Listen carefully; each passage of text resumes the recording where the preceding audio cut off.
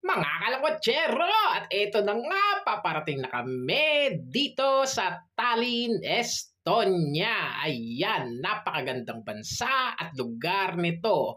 Habang paparating kami, bigla na lang akong may nakita. Eto, at naglilinis ng windshield namin, si Lexter at si Vince. Grabe, magkano kaya ang tip dito? At ayan, mga kalakwatsero, nakalabas na rin ako ng barko. Gagamitin ko ang break time ko.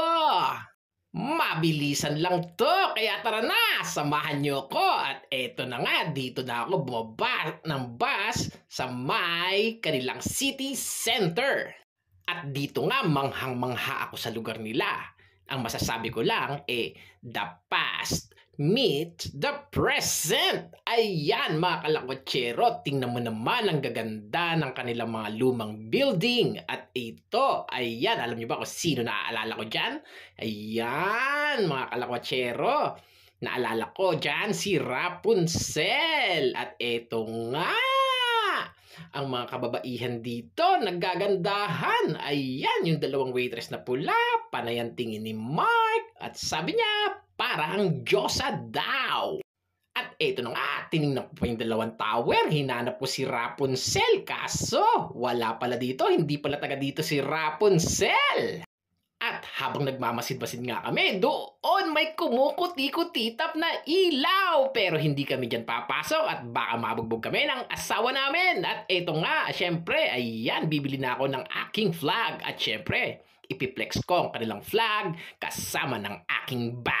Ayan, at kanyang view na tower. Napakaganda, mga lakwatsero.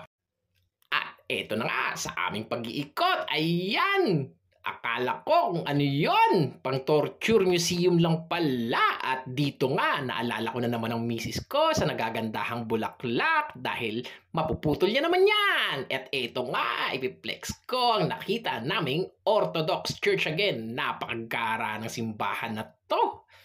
At napakaganda. Pero hindi ko alam kung Katoliko sila o Christian o ano pa. Tingnan nyo naman, pati ang mga paintings. Ayan, yung sasakyan. Naalala ko na naman yung dati kong sasakyang si Shembot. Ang gara talaga ng simbahan. Napakaganda!